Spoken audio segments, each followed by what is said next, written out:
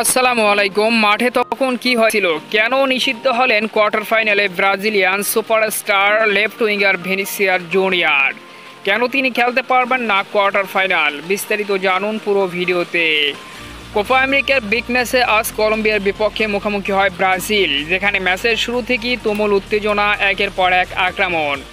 ম্যাচের ৬তম মিনিটে Brazilian left winger Vinicius junior কলম্বিয়ার অধিনায়ক হামেস রদ্রিগেজকে ফাউল করেন ডিপ বক্সের সামনে, আর সেই ফাউলের কারণে রেফারি ভিনিসিয়াস জুনিয়রকে হলুদ কার্ড দেন, যে কারণে আগের এক হলুদ কার্ড ছিল ভিনিসিয়াস জুনিয়রের। কোয়ার্টার ফাইনালের আগে হলুদ কার্ড যোগ হওয়ায় কোয়ার্টার ফাইনাল খেলতে পারবেন না ব্রাজিলিয়ান সুপারস্টার ভিনিসিয়াস জুনিয়র।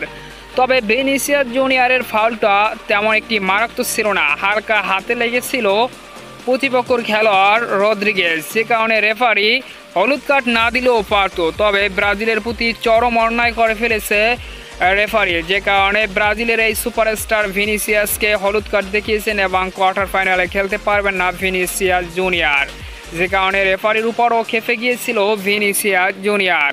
তো সম্মানিত ভিউয়ার্স বন্ধুরা, কোয়ার্টার ফাইনালের বিগ ম্যাচে ভিনিসিয়াস জুনিয়রকে ছাড়া কেমন করবে ব্রাজিল? অবশ্যই কমেন্ট করে আপনার মতামত জানিয়ে দিতে পারেন আমাদের কমেন্ট বক্সে।